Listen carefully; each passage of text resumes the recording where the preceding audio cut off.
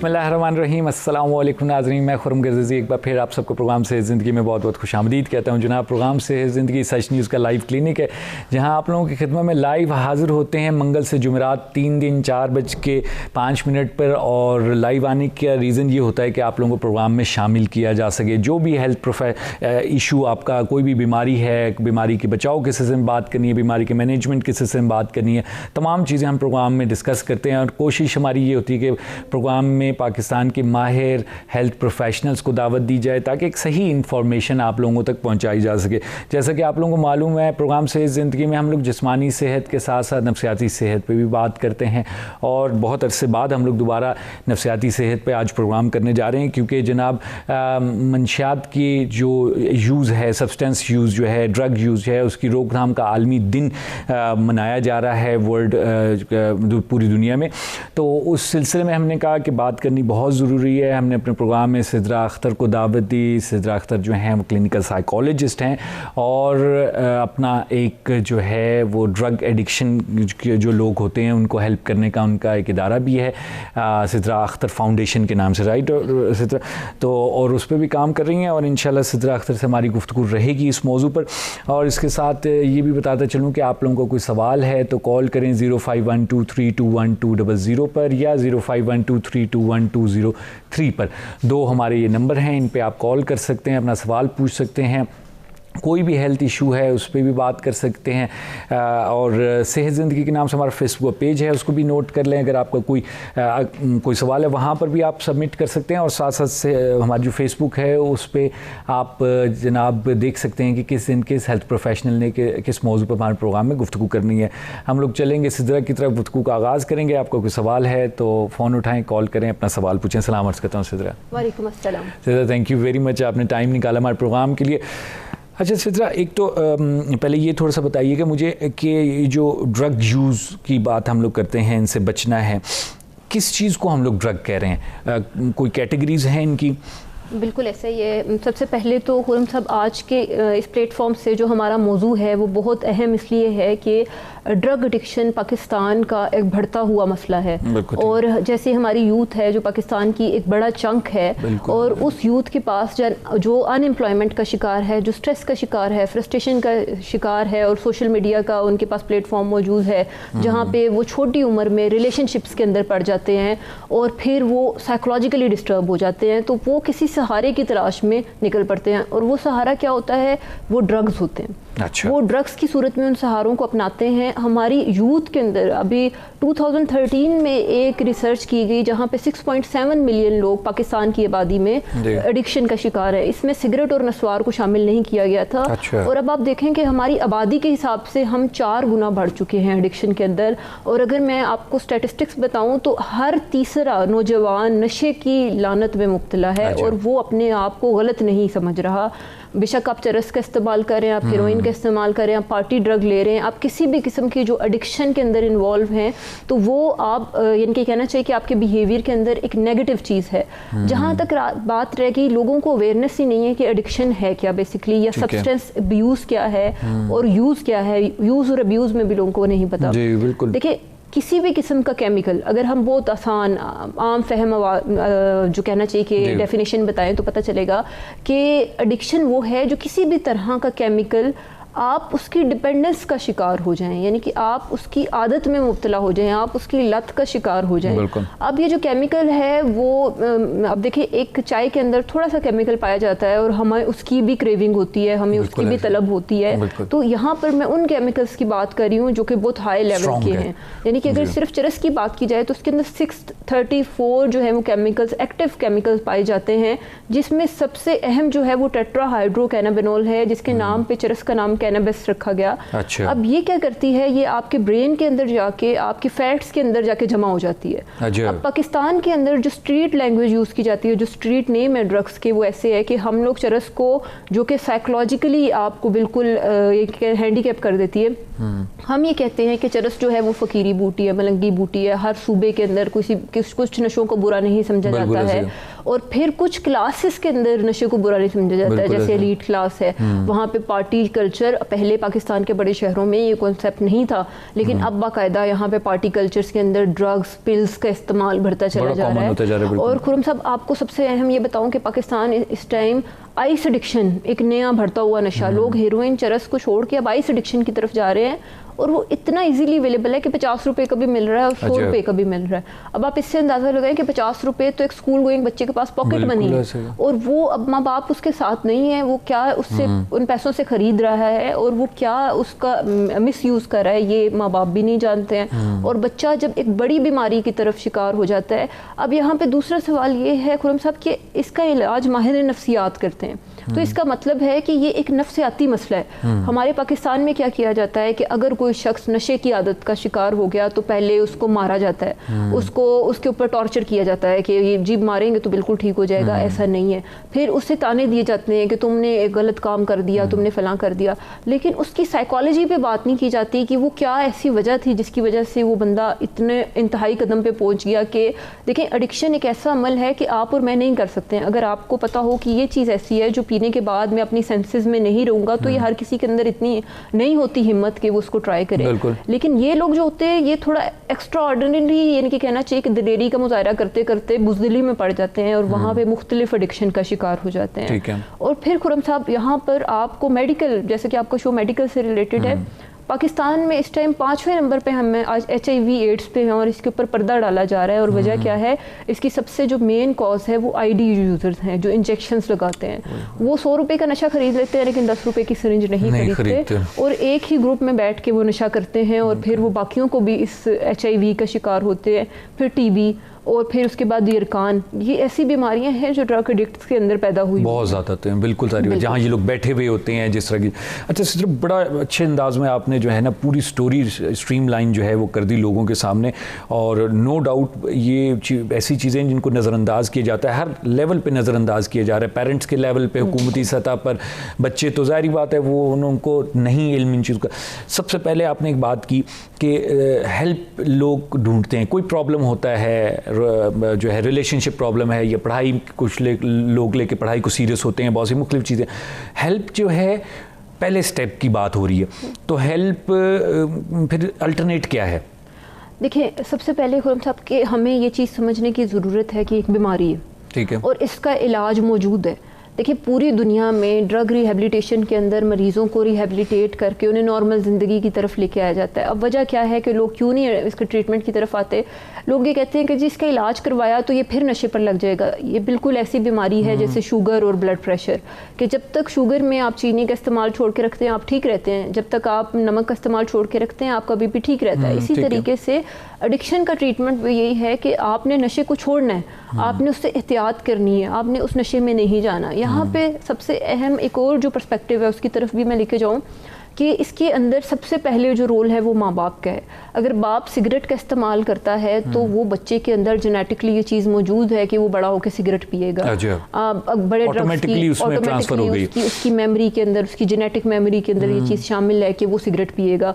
और अगर वो सिगरेट नहीं भी पी रहा तो वो ऐसे बिहेवियर की तरफ जाएगा जो एडिक्टिव बिहेवियर होंगे। और फिर आप देखेंगे हमारे माशरे में क्या होता है कि बाप ही बच्चे को भेजता है कि जाओ दुकान से सिगरेट ले आओ। अब उसका एक्सपोजर भी हो गया बच्चे का, खरीदने का भी, वो खुद ही परचेज करके आ रहा होता है। फिर वो जब जाता है स्कूल में, कॉलेजेस में जाता है तो एक शौकिया तौर पे एक शख्स सिगरेट पी रहा होता है और वो उसे कहता है कि तुम पियो, और वो नहीं पिएगा तो वो अपने पीयर ग्रुप के अंदर फिट नहीं आएगा, तो वो मिसफिट से बचने के लिए वो एडिक्शन की तरफ, सिगरेट की तरफ जाता है। फिर हमारे यहाँ मीडिया का जो रोल है वो भी नेगेटिव है कि हीरो को दिखा रहे हैं कि वो सिगरेट पी रहा है, नीचे पट्टी चला रहे हैं, लेकिन कर वो ही रहा है। तो मीडिया का भी रोल। फिर आप देखें कि जो हमारे हमसाये ममालिक के गाने हैं उसके हर दूसरे गाने के अंदर आपको ड्रग्स के नाम मिलेंगे। बच्चों को हम अनकॉन्शियसली इनकलकेट कर रहे हैं कि अच्छा ये ड्रग्स जो हैं ये तुम्हारे लिए बहुत ज़रूरी हैं, ये पार्टी से रिलेटेड है, इश्क से रिलेटेड है, हमने उसको बहुत सी चीज़ों से जोड़ दिया। अब क्या हुआ कि वो बच्चा जो सिगरेट पे आया, अब जिस दिन बच्चा सिगरेट पर आ गया तो इसका मतलब है कि वो बाकी ड्रग्स के लिए रास्ता रिश्ते हमवार हो गए। सिगरेट जो है वो एक नशे की फील्ड के अंदर ये बोला जाता है, ये खाली ट्रक है, इसके ऊपर आप जो मर्जी लोड कर लें, इस पर आप चरस लोड कर लें, आप हेरोइन लोड कर लें, ये हर नशे की पहली सीढ़ी है। अब हमारे यहाँ ये समझा जाता है जी हम कुछ भी नहीं करते, हम सिर्फ सिगरेट पीते हैं। सिगरेट जो है वो पहला कदम है, आप उस बुराई के ऊपर पहली सीढ़ी पर पहुंच चुके हैं और अब आप बड़े नशों की तरफ किसी भी वक्त जा सकते हैं। वो झिझक जो थी वो खत्म हो गई है आपकी, लेकिन हम लोग उसको बुराई समझते ही नहीं। बिल्कुल। और फिर उसके बाद क्या होता है कि फिर साइकोलॉजिकल ये है कि जितने भी लोग एडिक्शन का शिकार होते हैं ये क्या करते हैं कि इनका पीयर ग्रुप ऐसा होता है, दोस्त अहबाब जो होते हैं वो नशे की तरफ आपको लेके चले जाते हैं।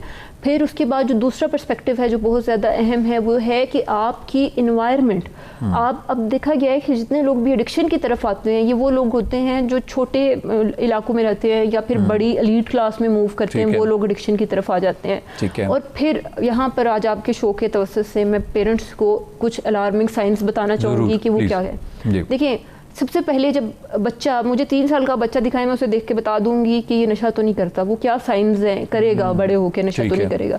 अब 3 साल के बच्चे के अंदर कैसे आप आइडेंटिफाई कर सकते हैं? देखिए, बच्चे की एक स्टेज होती है जिसमें वो क्रॉलिंग करता है और वो हर चीज़ को पकड़ के मुंह में डालता है। अब हमारी माओं का कॉन्सेप्ट ये है कि जी बच्चे को जरासीम लग जाएंगे, वो बच्चे को पकड़ी होती है, वो उसको एक्सप्लोर। देखें, बच्चे ने जो भी सीखना है वो अपने मुंह से, उसके पास सेंसेशन का एक जो जरिया है वो उसकी ओरल सेंसेशन है। अच्छा। बच्चे को स्टेज के ऊपर रोके ना, वो जो भी करता है उसे करने दें ताकि उसकी उस स्टेज से वो निकल आए। नफ्सियाती एतबार से ये जो स्टेज है ये बहुत अहम है, इसके ऊपर पूरी थ्योरी दी जा चुकी है। फिर क्या होता है कि बच्चा नाक में या फिर मुंह के अंदर या फिर वो हर वक्त अपने हाथों को और अपने मुंह के एरिया को बिजी रखेगा। वो क्यों बिजी रखेगा? क्योंकि उसकी ओरल नीड जो थी वो पूरी नहीं हुई थी। अच्छा। अब यही बच्चा जब बड़ा होगा तो ये नाखून चबाएगा, ये बेड वेटिंग के अंदर इन्वॉल्व होगा, ये बोलेगा तो अब्यूसिव बात करेगा, ये गाली गलोच करेगा। अब आप देखेंगे सारे जो काम है ये मुंह से रिलेटेड है। अच्छा। तो बच्चे की जो पहली उम्र में उसकी जो ओरल स्टेज पे उसकी हमने नहीं पूरी होने दी नीड, वो बड़े होके एडिक्शन की तरफ चला गया। फिर वो अपने मुंह को कैसे बिजी करेगा? वो सिगरेट का इस्तेमाल करेगा, नस्वार का इस्तेमाल करेगा। तो बच्चों को छोटी उम्र से ही आप बच्चों को फिजिकली उन्हें बोलने का मौका दें, आप उन्हें फिजिकली एक्टिव रखें, उनकी एनर्जीज को चैनलाइज करें ताकि वो ओरली साइकोलॉजिकली हर लिहाज से वो सेटिस्फाइड हो। लेकिन हमारे यहाँ बच्चा जब बोलता है उसे चुप करा दिया जाता है, अगर वो मुंह में कुछ डालता है उसके मुंह से निकाल लिया जाता है। फिर वो उसके अंदर वो नीड एक उसकी अनकॉन्शियस में रह जाती है जिससे वो सिगरेट पीकर अपने मुंह को बिजी रख के वो कर रहा होता है। नहीं, उस एज की जो नीड है वो अगर पूरी नहीं हो सकी तो आप थ्रू आउट लाइफ वो चीज़ उसके साथ रहेगी। बिल्कुल ऐसा ही है, बिल्कुल ऐसा है। और हम सब देखें, साइकोलॉजी ये कहती है कि आपके बच्चे की जो पर्सनैलिटी है वो बहुत छोटी उम्र में माँ के पेट से बच्चे की टेस्ट डिसलाइक्स और लाइक्स जो है वो बन चुके होते हैं। लेकिन हमारे यहाँ ये समझा जाता है कि 10 साल बच्चे की 10 साल तक की जो उम्र है उसके बाद हम उसके सामने सब कुछ कर रहे होते हैं। जी बच्चा है, ऐसे तो कुछ पता ही नहीं है, लेकिन उसे सब कुछ पता होता है, वो अनकॉन्शियसली ऑब्जर्व कर रहा होता है। तो आपने बच्चे के सामने ये काम नहीं करने। एडिक्टिव जो अब आपका बच्चा बड़ा हो गया है, हमने छोटी उम्र से बात की, अब आपका बच्चा टीन एज में आ गया। टीन एज के अलार्मिंग साइंस ये हैं कि बच्चा अकेले कमरे में रहना पसंद करेगा, बच्चा अलग थलग रहेगा, उसके दोस्त ऐसे होंगे जिससे वो पेरेंट्स को नहीं मिलवाएगा, अब वॉशरूम में ज़्यादा टाइम लगाएगा, फिर वो पैसे बार बार मांगेगा, बार बार तकाजा करेगा कि पैसे दे दे। और फिर आप उसकी सेहत के अंदर अचानक से चेंज देखेंगे कि इसकी सेहत के अंदर वो आई कांटेक्ट नहीं देगा बच्चा। तो ये वो अलामात हैं जो टीन एज में बच्चा किसी भी किस्म का अब्यूज़ का शिकार हो या फिर वो एडिक्शन का शिकार हो, तो वो आप देख सकते हैं कि उसके अंदर ये रवैये जो हैं वो नज़र आने लग जाएंगे। अच्छा, शॉकिंग। ये बताएं सिद्रा कि इन चीज़ों को बुरा नहीं समझा जा रहा हमारे माशरे में। यानी मसलन जैसे आपने कहा कि चर्स वगैरह का इस्तेमाल है, या बहुत सी मसलन डिपेंड करता है आप जितनी एलीट लेवल में रह रहे हैं वहाँ पर उतना बड़ा नशे को जो है वो क्लास समझा जाता है और लोग यूज़ कर रहे हैं। कौन बताएगा हमें कि ये ख़तरनाक है? जैसे अभी आपने बताया कि इसमें ये केमिकल है, मुझे भी नहीं पता था, बहुत से लोगों को नहीं पता कि एडिक्शन है। यही चाय की जो आपने बात की कि इस एडिक्शन, आप सुबह आपके सर में दर्द शुरू हो जाता है, बिल्कुल विड्रॉल शुरू हो जाता है बिल्कुल। अब इसी तरह ये जो स्ट्रॉन्ग केमिकल्स वगैरह हैं तो इनका कौन हमें बताएगा? हमें तो नहीं, आम लोगों को कौन बताएगा? बिल्कुल खुरम साहब, आपने बहुत ही एक अहम जो है वो निशानदेही की है कि फिर अगर हम तो अभी आधे घंटे का शो करके हम लोग तो साइड पर हो जाएंगे। बिल्कुल। अब लोगों ने अवेयरनेस किसने देनी है? अवेयरनेस हमारी जिम्मेदारी यही है कि हम लोगों को आगाह कर दें, लेकिन ये हमारी जिम्मेदारी अगर आप बड़े लेवल पर देखें तो ये इदारों की जिम्मेदारी है। अब आप देखिए खुरम साहब के 1 से लेकर 10 तक हमारे सिलेबस में एक भी ऐसा चैप्टर नहीं है, मौजू नहीं है जहाँ पे हमने नशे के नुकसानात के बारे में बच्चों को बताया हो, या कम से कम सिगरेट नोशी के नुकसान के बारे में बताया हो, या हमने बच्चे की कवर के पीछे ड्रग्स बना के उसके ऊपर कुछ क्रॉस लगा दिया हो कि जहाँ से बच्चे को ये मैसेज जाए कि ये बुरी चीज़ है। फिर बच्चे को जब पता ही नहीं है एक चीज़ का और उसमें इतना इंटरेस्ट डेवलप कर दिया गया, भी हो जाती है, और ये कहा गया कि फिर उसकी अट्रैक्शन बहुत है कि आपको ये दिखाया जाता है कि ये एक क्लास है और हमने उसको क्लास आइडेंटिफाई कर दिया। अब बहुत से बच्चे जो हैं वो क्लास के चक्करों में एक खास सेटअप में जाने के लिए, खास ग्रुप में जाने के लिए वो एडिक्शन की तरफ जाते हैं। और यहाँ पर ये भी अहम है बताना कि अगर बाज़ एडिक्शंस ऐसी हैं कि अगर आप सिर्फ एक बार ही करते हैं आप नहीं छोड़ सकते हैं, जिसमें हीरोइन एडिक्शन है, जिसमें आइस एडिक्शन है, आपने एक बार ही कर ली, आप दोबारा इसको छोड़ नहीं सकते हैं क्योंकि ये इतने सवेयर केमिकल्स हैं जो आपको पूरी तरीके से डिपेंडेंस की तरफ ले जाते हैं। इसी तरह ये भी बहुत से लोगों को नहीं पता, ये जो आपने वन टाइम एडिक्शन वाले जो सब्सटेंसेस है, बहुत से लोगों को ये भी नहीं पता कि जी हीरोइन आपको एक बार लग गई तो बस आप फिर गए। बिल्कुल। यानी हम लोग क्योंकि बहुत सा होता है ना कि अक्सर औकात हम लोग टेस्ट करने के लिए कि अच्छा जी ये थोड़ा सा एक बार कर लेते, एक बार से क्या हो जाएगा। कि बड़ी इंटरेस्टिंग कॉलर हैं, कॉल ले लेते हैं। प्रोग्राम में खुशामदीद कहते हैं, कौन बात करें? अस्सलाम वालेकुम। वालेकुम सलाम जी, फरमाइएगा। क्या हाल है जनाब, खैरियत से हैं? अल्लाह का शुक्र है, खैर खैरियत। मैं होम्योपैथिक डॉक्टर इकबाल हुसैन बोल रहा हूँ गिलगित से। ठीक है जी, फरमाइएगा डॉक्टर साहब। मैं ये अर्ज कर रहा था कि आपका अभी एडिक्शन ऑफ हेरोइन पे बात हो रही थी जी, तो बड़ी खुशी की बात है कि ये बहुत अच्छा मौजू है। Thank you. और इस सिलसिले में हमारे माशरे में खैर मैं भी पेशेंट्स में चेक करता रहता हूँ अपने क्लिनिक्स में ना जी, तो एक शऊरी तौर पर ना बेदारी नहीं है हमारे माशरे में ना, क्योंकि मीडिया का बहुत बड़ा रोल होता है इसमें ना जी। अब आप यकीन कर लीजिए, कभी हम कोई बेकरी में जाते हैं, वहाँ यूथ है, यंग लोग हैं, एकदम 11 साल 15 साल के जो ना एजिड के जो यूथ होते हैं ना, तो वो आपको देखे तो सिगरेट स्मोकिंग कर रहे हैं वो। तो हम तो वहां भी यहाँ के बताते हैं उनके सामने पैसे, ये आप किस आप रास्ते में जा रहे हैं, ये बहुत गलत रास्ता है आपका। तो आप ये स्मोकिंग के साइड इफेक्ट्स आप सुनते हैं क्या है इसके? आप तो इस सिलसिले में आपकी इस उम्र में आपकी पढ़ाई का टाइम है, आपकी तरबियत का टाइम है, और आप ऐसे माहौल में तो इस तरह हम अवेयरनेस देने की मैं बहुत कोशिश करता हूँ अपने पेशेंट को। वैसे भी कहीं भी माशरे में अगर सिगरेट नोश अगर कोई यंग लड़का हो, स्टूडेंट हो, तो इस सिलसिले में हमारा मीडिया का बहुत जो कलीदी रोल अदा होना चाहिए वो नहीं है जी। तो इसी तरह जब मैं हाउस जॉब करता था as a homeopathic physician Karachi में, तो एडिक्शन ऑफ हीरोइन हमारा हॉस्टल होता था कराची में, केएमसी होम्योपैथिक हॉस्टल, वहां पर एडिक्शन ऑफ हीरोइन के बहुत पेशेंट होते थे। तो हम उसको बड़ी मेहनत से, हमारी टीम वर्क होती थी जो उसमें एडिक्शन ऑफ हीरोइन के अच्छा चेस के जितने भी जो यूथ होते थे वो उनको सुबह शाम हमारी निगरानी होती थी और उनको हम फॉलो अप केस करके फिर अपनी नेचुरल मेडिसिन हम उसको प्रिस्क्राइब करते थे। जैसे हमारी मेडिसिन है, बड़ी एक्टिव मेडिसिन है, नेक्स्ट वोमिका है, एवेना स्टाइवा है, पेसिफ्लोरा है, इस तरह के अकॉर्डिंग टू सिम्टम हम उनको बोल करते। वो बहुत 2-3 महीने की कोशिश वो दोबारा इस चीज को छोड़ देते थे, उस नशे को छोड़ देते थे जी। बिल्कुल तो डॉक्टर साहब, बहुत आपका इम्पोर्टेंट मैसेज था और बहुत शुक्रिया, आपने सेकंड भी किया सिद्रा की बात को, और ऐसे ही आप काम जारी रखें और हर कोई अपने अपने हल्के अहबाब में अपने सर्कल में मेहनत कर रहा है और काम कर रहा है इन चीज़ों में, बहुत अच्छी बात। अच्छा सिद्रा, ये बताइएगा कि अभी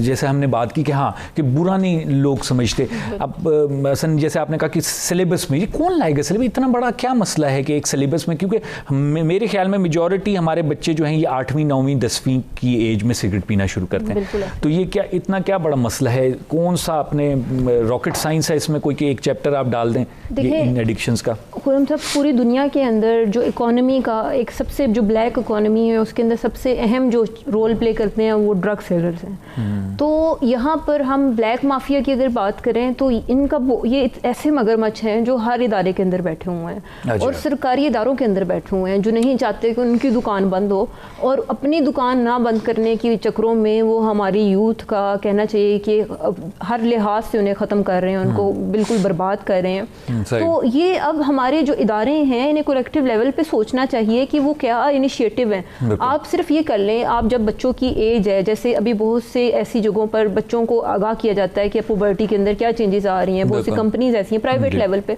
आप इसको प्राइवेट कर देना, पब्लिक प्राइवेट पार्टनरशिप पे दे दें। आप लोगों को, यहाँ पे इतने साइकोलॉजिस्ट हैं, बहुत साइकोलॉजिस्ट हैं, उनकी जिम्मेदारी लगा दें कि वो बच्चों को बताएं कि इसके क्या नुकसान आते हैं। आप बेशक आप उनको हायर ना करें, लेकिन कोई इनिशिएटिव तो ले ताकि हम इस चीज़ में हम अपनी यूथ को बचा सकें। देखें, जितने आजकल मेरे पास केसेस आ रहे हैं एडिक्शन के, तो मुझे हैरानी होती है कि हमारे इदारे कहाँ पर हैं।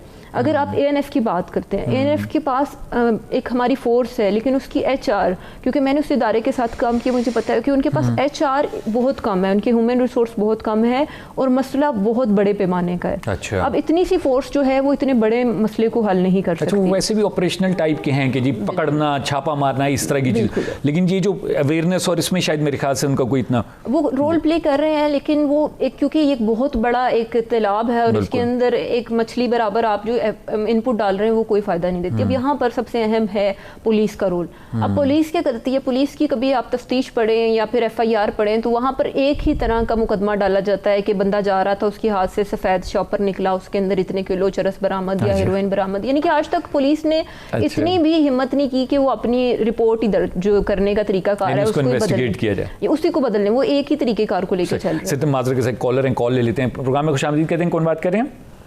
अस्सलाम वालेकुम सर। वालेकुम सलाम जी, फरमाइएगा, क्या पूछना चाहेंगे आप? सर मेरी लाइव जा रही कॉल जी, क्या चीज़? मेरी कॉल लाइव जा रही है। जी, कॉल लाइव जा रही है, अब सवाल पूछिएगा जल्दी से। अच्छा सर, मैं तकरीबन, मेरी उम्र 26 साल है। जी, मैंने तकरीबन 7 साल चरस का नशा किया था। ठीक है। अभी मैंने छोड़ के तकरीबन 7 साल हो रहे हैं। ठीक है, बहुत अच्छी बात है। छोड़ा, मैं कोई नशा नहीं करता हूँ।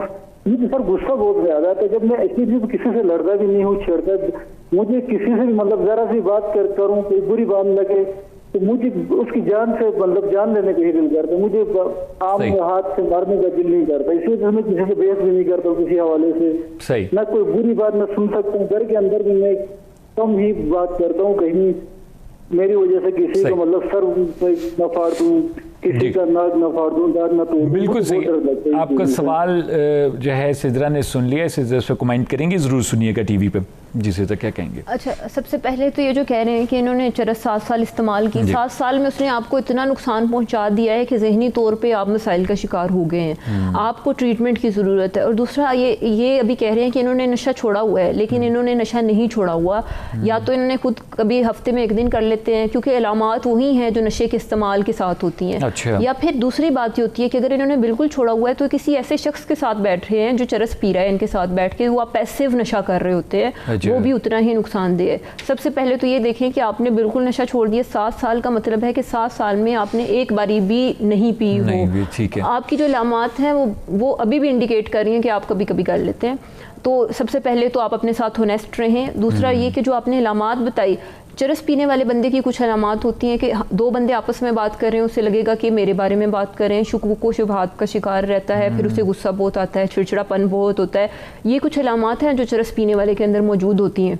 अब जब आप चरस छोड़ देते हैं, फिर 90 दिन लगते हैं आपके ब्रेन को दोबारा से अपनी नॉर्मल ज़िंदगी की तरफ आने में, क्योंकि ये आपकी फैट्स में जाके जमा हो जाता है, उससे चर्बी से निकलने में टाइम लगता है। तो फिर 90 डेज़ बाद आप ड्रग फ्री होते हैं और फिर आपने अपनी पर्सनैलिटी के ऊपर काम करना होता है। अब आपको साइकोलॉजिस्ट की ज़रूरत है। आप खुद ही अपने जो है वो खुद नहीं अपने आप को सेट कर सकते। आपको एडिक्शन से निकालने के लिए एक प्रॉपर हेल्प की ज़रूरत है। तो आप किसी साइकोलॉजिस्ट से कॉन्टेक्ट करें या फिर आप किसी ऐसे इदारे में जाए जहाँ पे काउंसलर मौजूद हो, ताकि वो आपकी काउंसलिंग कर सके और आपका ट्रीटमेंट को आगे ले के जा सके। ज़बरदस्त।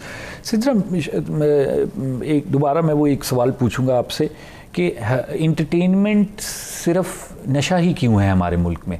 इंटरटेनमेंट क्या कोई हेल्दी इंटरटेनमेंट्स नहीं है हम लोगों की? बहुत ही अच्छा सवाल है कि हम जब ये पूछते हैं कि इंटरटेनमेंट के अंदर ड्रग्स ही क्यों आता है। देखिए, इंटरटेनमेंट क्या है बेसिकली? इंटरटेनमेंट ये है, एक कोटेशन है कि अगर आप अपनी यूथ को क्राइम से और ड्रग्स से बचाना चाहते हैं तो वहाँ पर प्ले ग्राउंड ज़्यादा कर लें। अब आप देखें कि हमारे किसी भी कॉलोनी में, किसी भी सेक्टर के अंदर, बड़े, हम कैपिटल में रहते हैं, हमारे पास हैं, मानते हैं कि भाई हमारे पास हैं, ग्राउंड्स हैं, लेकिन वो वहाँ पर हर चीज़ आपको तहस नहस मिलेगी। वहाँ पे कोई ग्राउंड जो है वो मेंटेन नहीं है, लिमिटेड है, हर सेक्टर में तो नहीं है। और अब आप देखें कि सबसे बड़े गढ़ जो हैं वो पार्क्स बन बन चुके हैं। वो कैसे बन गए हैं कि आप वहाँ पर उन लोगों को ऐसा इन्वायरमेंट प्रोवाइड कर रहे हैं जो कि हेल्दी नहीं है, अनहेल्दी इन्वायरमेंट है। किसी भी, अगर आप अपनी यूथ को एडिक्शन से बचाना चाहते हैं, आप उनको फिजिकल प्लेटफॉर्म दें जहाँ पर लाइब्रेरीज बनाएं, आप ऐसे प्ले ग्राउंड्स बनाएं, आप ऐसे मैचेस का इनेकाद करें जहाँ पे आप देखें कि हमारी यूथ, यही यूथ जो है, अब आप, मैंने अक्सर देखा है कि वॉलीबॉल का एक अगर है ग्राउंड तो वहाँ पे 4 लड़के बैठ के चरस पी रहे होते हैं और वही पीकर वो खेल रहे होते हैं, क्योंकि ड्रग्स जो है वो बेसिकली आपकी प्रोडक्टिविटी को भी इंक्रीज़ करते हैं। तो बहुत से जो स्पोर्ट्समैन हैं वो बाद में आए खेलने के लिए होते हैं और इधर से एडिक्शन का शिकार होकर चले जाते हैं। तो ये हमारे जो हुकूमत है उनको अपने प्लेग्राउंड्स पे भी नज़र रखनी चाहिए, उन्हें देखना चाहिए कि वहाँ पर कहीं कोई सेल तो नहीं कर रहा, कोई वहाँ से परचेज़ तो नहीं कर रहा, ताकि हमारे बच्चे इन ग्राउंड्स का रुख करें। आजकल हमारे माँ बाप क्यों नहीं बच्चों को भेज रहे ऐसी इंजॉयमेंट्स के लिए, क्योंकि उन्हें पता है कि सेफ़ नहीं है। और फिर प्लेयर का नाम, जहाँ पे देखें यूथ जो है वो, हमारी यूथ जो है वो प्लेयर सीकिंग बिहेवियर के पीछे बहुत भागती है, और प्लेयर सीकिंग में हम लोग कंफर्ट जोन से बाहर नहीं निकलना चाहते। आप कंफर्ट बैठे बैठे हमें कुछ मिल जाए, वीडियो गेम है या नशा है, तो वीडियो गेमिंग भी एक एडिक्शन है, तो उसके ऊपर तो हम फिर भी एक शो कर सकते हैं। लेकिन आज हम चरस जो केमिकल एडिक्शन की बात करें, ये बहुत ज़्यादा अहम है। अब क्या होता है कि वो बैठ के आप नशा करते हैं और आप किसी और दुनिया में चले जाते हैं, और वक्ती तौर पर आप अपने आप को बहुत हाई फील करते हैं और आप अपने आप को अच्छा महसूस करने लग जाते हैं। सिद्रा, बहुत शुक्रिया, बहुत ज़बरदस्त। शॉर्ट टाइम में, हमारे पास टाइम कम था, हम लोग लाइव लेट आए, लेकिन ये कि आपने बड़े इंपॉर्टेंट मैसेज दे दिए। मैं ज़रूर आपसे रिक्वेस्ट करूँगा कि आगे भी आप तशरीफ़ लाएँ और लोगों के लिए, पाकिस्तानियों के लिए, ताकि जो है इन टॉपिक्स को डिस्कस किया जाए। Thank you very much for coming. जी नाज़रीन, आप लोग गुफ्तगू सुनी सिद्रा अख्तर की। सिद्रा अख्तर क्लिनिकल साइकोलॉजिस्ट हैं और सिद्रा अख्तर फाउंडेशन की जो हैं वो चेयरपर्सन भी हैं, जो कि एक ड्रग एडिक्शन के ख़िलाफ़ भी एक जो है पूरा सेंटर है। और सिद्रा ने ड्रग एडिक्शन के बारे में बात की, और आई होप आज का प्रोग्राम आप लोगों को मुफीद साबित होगा। इंशाल्लाह अगले हफ्ते फिर मंगल के दिन मुलाकात होगी। तब तक के लिए मुझे खुरम गर्देज़ी और सिद्रा अख्तर को प्रोग्राम से ज़िंदगी से इजाज़त दीजिए। खुदा हाफ़िज़।